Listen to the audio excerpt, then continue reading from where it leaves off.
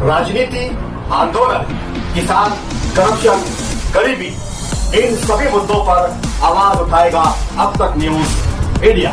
सत्ता के आगे जब भी सवाल कमजोर पड़ने लग जाए तो सवाल उठाने पड़ते हैं। बोल के लफ्ज आजाद है तेरे, बोल के सच जिंदा है अब तक। मालेगांव के एमएलए जो 2024 में दोबारा चुनकर आए, हम लोग भी मुखालिफ लोग सियासी तौर पर बहुत हैरान थे कि ये कोई काम काज नहीं कर रहे हैं, ना शहर की तामीर और तरक्की के लिए और ना ही मुसलमानों की कोई नुमाइंदगी हो रही है। 5 हफ्ते का बजट सेशन शुरू हुआ, कल वो खत्म हो गया। इतना लंबा बजट सेशन होने के बावजूद मालेगांव शहर की कोई नुमाइंदगी मौजूदा एमएलए मुफ्ती साहब ने असेंबली हॉल में नहीं की, जबकि मालेगांव मुसलसल फिरका परस्तों के निशाने पे है। मालेगांव को बार बार टारगेट किया जाता है। एसआईटी की रिपोर्ट को आज 15 महीना हो गया एसआईटी बने हुए, 6 महीना उसकी मुद्दत थी। उसके बाद एक मर्तबा मौजूदा एमएलए ने यह आवाज़ नहीं उठाई कि एसआईटी ने जो रिपोर्ट बनाई है वो मंजर आम पर लाई जाए। इसके बरक्स बम्बई के एमएलए समाजवादी के सदर अबू आसिम आजमी साहब ने एसआईटी के मामले में, बच्चों के जन्म दाखिले के मामले में अपनी बात रखी। हम लोग ये सोचते थे कि ये इनका एमएलए फंड का इस्तेमाल भी शहर में कोई कामकाज के लिए नहीं किया।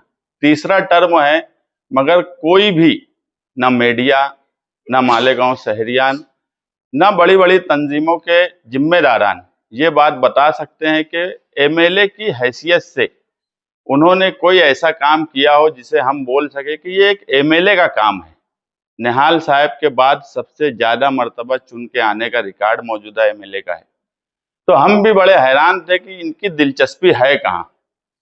जब हम उसकी जांच में गए तो मालूम पड़ा कि चोरी और भ्रष्टाचारी में इनकी दिलचस्पी है और मालेगांव शहर की अभी तक की सबसे बड़ी बदउनवानी और चोरी का काम मौजूदा एमएलए ने किया, जिसको सबूत के साथ मैं अभी स्क्रीन पे आप लोगों के सामने बताऊंगा कि इतनी बड़ी चोरी तो कोई कारपोरेटर भी नहीं करता। ये कई मजहबी मस्जिद, ईदगाह के इमाम हैं, जिम्मेदार हैं, मजहबी तंजीमों के जिम्मेदार हैं। इनका हल्का मानने वालों का, ऐसा कहा जाता है कि बड़ा पढ़ा लिखा हल्का है, उसके बावजूद इन्होंने ना कोई काम किया। और जब प्राइमरी स्कूलों में इंटरेक्टिव डिस्प्ले बोर्ड, जो बच्चों को डिजिटल स्कूल के नाम पर इन्होंने स्कूलों में भेजना शुरू किया, तो ये बात समझी गई कि 2 करोड़ रुपये का 40 इंटरेक्टिव डिस्प्ले बोर्ड इन्होंने प्राइमरी स्कूलों में भेजा है। हमने प्राइमरी स्कूलों में जाकर उसकी जांच की, स्कूल बोर्ड में जांच की। ये भी पहली मर्तबा हुआ कि स्कूल बोर्ड कभी कोई टेंडर नहीं निकालता। आज तक मैं खुद स्कूल बोर्ड का मेंबर रह चुका हूँ। स्कूल बोर्ड कभी कोई टेंडर नहीं निकालता, गवर्नमेंट का फंड हो या एमएलए का फंड हो। महाराष्ट्र की ऑनलाइन ई निविदा के तहत हमेशा से टेंडर कॉल होता है। ये पहला टेंडर था जो जे पोर्टल पर शाये हुआ और स्कूल बोर्ड से हुआ। इसमें कई अधिकारी हैं जो शामिल हैं और उसकी जो कीमत है, ओरिजिनल कीमत प्यूपल लिंक कंपनी का है वो डिस्प्ले बोर्ड। उसकी कीमत हमने हैदराबाद, जो अवैसी साहब का जहाँ से चुन के आते हैं, इनके लीडर हैं, वहाँ की कंपनी से लिया गया प्यूपल लिंक का बोर्ड। कंपनी में हमने जब उसकी कीमत पूछी और उसका कोटेशन मंगवाया तो एक पीस यानी एक डिस्प्ले बोर्ड 1 लाख रुपये का उन्होंने हमको कोटेशन भेजा। अगर हम 40-50 लेने की बात करेंगे तो उसकी कीमत और कम होगी। और जेम पोर्टल पर, जहाँ जो गवर्नमेंट की साइट है, वहां पर उसकी कीमत 1,19,000 बताई जा रही है। बम्बई में ग्रैंड रोड, जहाँ इलेक्ट्रॉनिक आइटम्स मिलते हैं, वहां हमने जब पूछा कि 40 से 50 हमको इंटरेक्टिव डिस्प्ले बोर्ड चाहिए, तो उन्होंने 75 से 80 हजार रुपया देने की बात बोली। जो डिस्प्ले बोर्ड 75 से 80 हजार रुपये का आता है, उस डिस्प्ले बोर्ड को मौजूदा एमएलए ने 5 लाख रुपये का खरीदा है। 5 लाख। 80% से ऊपर की चोरी उन्होंने अपने आमदार फंड में की। ये बहुत हैरत की बात है कि इतनी बड़ी चोरी। और जब ये 40 डिस्प्ले बोर्ड गया और उनको लगा कि 80% से ज्यादा इसमें इनकम हो रही है, तो उन्होंने 2 करोड़ का और प्रस्ताव दे दिया कि 40 डिस्प्ले बोर्ड और दिए जाए, तो 4 करोड़ रुपये में 3 करोड़ के ऊपर की ये चोरी है। ये मामूली बात नहीं है। इस पे मुख्यमंत्री महाराष्ट्र जो आमदार फंड देते हैं, उनको भी गौर करना चाहिए कि कोई ऐसा एमएलए है जो 4 करोड़ में 3 करोड़ के ऊपर की चोरी करता है, तो उसकी जांच होना चाहिए। आयुक्त जहां से ये टेंडर निकला है, आयुक्त की भी अपनी जिम्मेदारी है कि इस पर एफआईआर होना चाहिए, और एफआईआर होने के बाद इसमें ठेकेदार, मौजूदा एमएलए और जो भी अधिकारी इस बड़ी चोरी में शामिल है, सबको सख्त से सख्त सजा मिलना चाहिए। ठेकेदार का बिल फौरन रोकना चाहिए, और जो काम 1 लाख रुपये के अंदर होने वाला है, उसे 5 लाख रुपये की खरीदने की जरूरत इनको क्यों पड़ी? अवाम के सामने उनको जवाब देना होगा, सरकार के सामने उनको जवाब देना होगा, कारपोरेशन जहां से ये टेंडर कॉल हुआ है उनके सामने जवाब देना होगा। अगर कारपोरेशन ने या आयुक्त ने एफआईआर नहीं की या कोई कार्रवाई नहीं की, तो हमको स्टैंडिंग कमेटी का मैं खुद सदस्य हूं, जो फाइनेंशियल तौर पर नफा नुकसान के सवाल पर फैसला करती है, तो मैं स्टैंडिंग कमेटी में ये विषय लाऊंगा और एफआईआर करने की बात करूंगा। क्योंकि चोरी, बदउनवानी हमने बहुत देखी। कहीं हर लीडर, हर सियासी पार्टी के लोग करते हैं, कहीं ना कहीं ठेकेदार कुछ कमाने के लिए करता है, काम करता है, मगर इतनी बड़ी चोरी मैंने मेरी जिंदगी में नहीं देखी, और जो साफ जाहिर होती है। जब मैं स्क्रीन पे बताऊंगा, उसके बाद आप लोग भी, मालेगांव शहर के लोग भी, वो मॉडल नंबर अगर ऑनलाइन जाकर चेक करेंगे तो सब कुछ सामने आ जाने वाला है। कोई चीज हवा में नहीं है, कोई ऐसी चीज नहीं है कि जो जमीन के अंदर है। हम ऑनलाइन चेक करने जाएंगे, हर चीज की कीमत हमारे सामने आएंगी। इतनी दबंगई से, इतनी ढिठाई से चोरी करना, ये कहीं ना कहीं मालेगांव शहरियान के लिए फिक्रमंद होने की जरूरत है। उनके सामने सवाल है कि जब ये मामला सरकार तक जाएगा, तो मालेगांव शहर के ताल्लुक से क्या सोचा जाएगा कि एक मजहबी एमएलए जो कुर्ता पैजामा पहनकर मंत्रालय जाते हो, जो विधानसभा में जाते हो, और वो इतनी बड़ी चोरी कर रहे हैं, तो इसका क्या मतलब निकलेगा? हमारे ताल्लुक से लोग क्या सोचेंगे?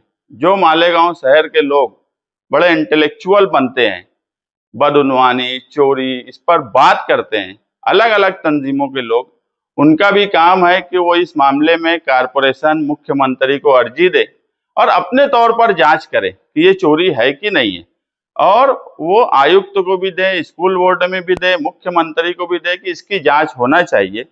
मैं अभी आपके सामने एक एक चीज बता दूंगा कि ये चोरी कैसे की गई है।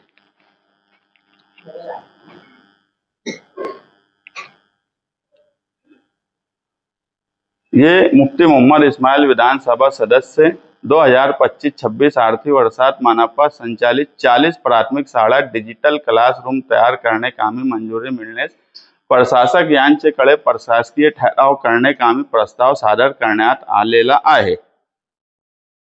ये स्कूलों के नाम है। अंदाजित रकम यहाँ लिखी है 5 लाख रुपया।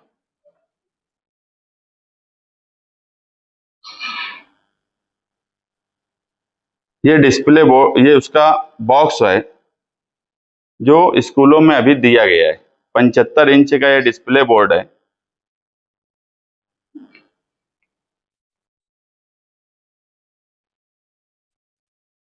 ये इसका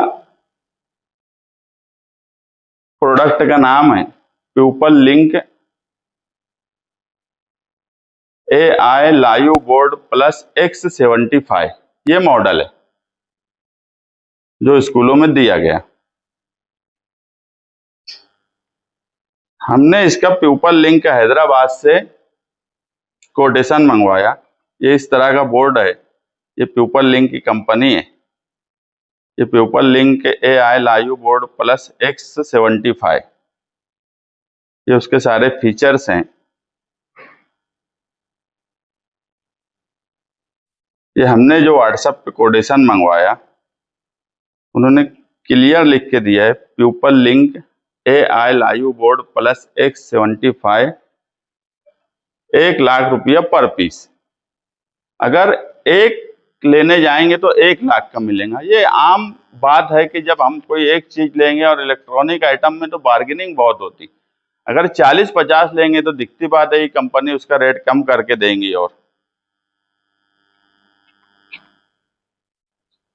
उसके बाद जो टेंडर प्रोसेस हुआ जेम पोर्टल पर, ये उनकी बीड है जो टेंडर किया गया।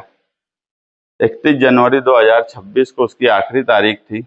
आप देखेंगे ये JM गवर्नमेंट का पोर्टल है जिसके ऊपर इसकी उन्होंने टेंडर भरा, और इसी JM पोर्टल की ऑनलाइन साइट है। मैं अभी ऑनलाइन खोला हूँ, ये JM पोर्टल जिस पर उन्होंने भरा है।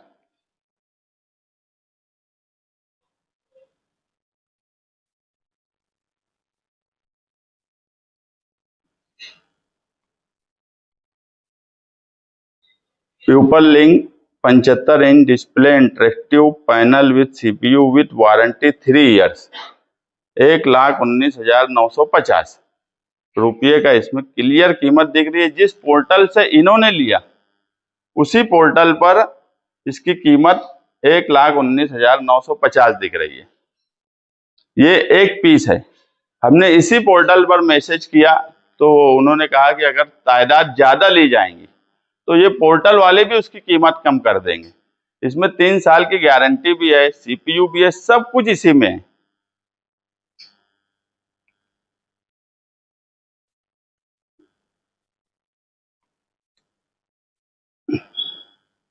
अब इतनी बड़ी चोरी करने के बाद भी अगर मौजूदा MLA आवाम को जवाब नहीं देते हैं तो कहीं ना कहीं ये चोरी में उनका पूरा पूरा हाथ है।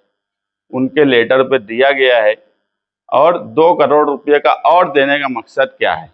उसके बाद JM पोर्टल पर पहली बार कारपोरेशन ने कोई टेंडर कॉल किया, और मेरी मालूमात ऐसी है कि जब ये टेंडर JM पोर्टल पर कॉल हुआ तो उस वक्त ऑनलाइन काम करने वाले और जिसकी आईडी से कारपोरेशन में जो क्लर्क है, जिसने अपनी आईडी से इसको दिया, ये कारपोरेशन की खुद की खरीदारी नहीं थी। एक स्कूल बोर्ड के क्लर्क ने अपनी पर्सनल आईडी बनाया और उस आईडी से ये टेंडर JM पोर्टल पर किया, और उसको बराबर चोरी की नीयत से इस तरीके से टेंडर कॉल किया गया कि सिर्फ और सिर्फ वो जिसको दिखना चाहिए था, जब मौजूदा MLA ने किसी ठेकेदार की बातचीत की तो सिर्फ उसी को ये टेंडर दिखा, बाकी किसी को JM पोर्टल पर ये टेंडर नहीं दिखा। मैं कैंप में कई ऑनलाइन वालों से जाकर पूछा, अभी भी ये टेंडर JM पोर्टल पर नहीं दिखता। ये सिर्फ इस तरीके से जाहिर किया गया कि सिर्फ एक फर्द वाहिद, एक ठेकेदार देखे और उसने बराबर 3 टेंडर भर दिए। जो प्रोसेस का हिस्सा है कि किसी भी काम में 3 टेंडर आना चाहिए, तो ये लगे कि हाँ 3 लोगों ने भरा है, और बराबर उसने 3 टेंडर भरा, और उसके बाद इसका पूरा प्रोसेस किया गया और स्कूलों में अभी ईद से 2 दिन पहले इसको दिया गया। इस तरह की चोरी और इस तरीके से मास्टर प्लान बना के मौजूदा MLA का दिमाग इतना चल रहा है, तो मैं जो पहली मर्तबा बोला कि हम बड़े हैरान थे कि 1.5 साल से ना इनका आमदार फंड दिखता, ना इनकी सियासी तौर पर कोई दिलचस्पी अवामी काम काज में दिखती, तो इनका दिमाग चल कहाँ रहा। तो अब समझ में आया कि मास्टर चोरी करने में इनका दिमाग चल रहा था, और ऐसी मास्टर चोरी की है कि बड़े बड़े ठेकेदार कारपोरेशन में जो हमेशा से ठेकेदारी करते, वो भी अपना टेंडर कभी छुपा नहीं पाते किसी से, ऑनलाइन मैनेज करना पड़ता उनको कि भैया तू मत भरना मेरा काम है, इस तरीके से मैनेज करना पड़ता। ये इतने मास्टर हो गए कि इन्होंने बराबर टेंडर को छुपा लिया, ऑनलाइन टेंडर छुपा लिया।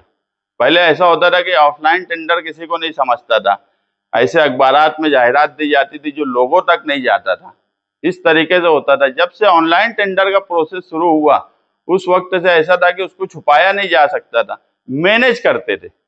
बड़े बड़े ठेकेदार को हमने देखा है मैनेज करते। अब तो मैं कहूँगा महाराष्ट्र के बड़े बड़े ठेकेदार आके इनसे ट्यूशन ले मौजूदा एमएलए से कि भैया तुम कैसे छुपा लेते, क्या तुम्हारी प्लानिंग है। मेरी मालूमात में कोई रिमोट बनाया गया था जेएम पोर्टल पर लोड करने के बाद, और वो रिमोट से हाइड किया गया वो टेंडर, और जब जिसको दिखाना था वो रिमोट से ऑन करता था। तो वो रिमोट कौन बनाया, वो रिमोट का मास्टरमाइंड कौन है जो ऐसा रिमोट बना लिया कि ऑनलाइन टेंडर जब दिखाना है, शो करना है, तो वो रिमोट से इधर ऑनलाइन जो आईडी है वहां से रिमोट से ऑन करेगा तो वो किसी को दिखेगा, और फौरन ऑफ कर देगा तो वो फिर किसी को नहीं दिखेगा। ऐसा मास्टर प्लान बनाकर चोरी करने वाले ये अकेले एमएलए मुझे दिखते हैं। और इतनी ज्यादा अच्छे ढंग से रिमोट बनाना, तो ये जांच का एक पहलू है। हर तरीके से जांच होना चाहिए कि ऑनलाइन टेंडर का रिमोट कौन बनाया, इनका किस तरीके से ये प्लान था। और 80% से ज्यादा, हम तो 20% में बड़े परेशान थे पहले, तो 20% छोड़ो 80% से ज्यादा की चोरी करना ये मैंने मेरी जिंदगी में नहीं देखा।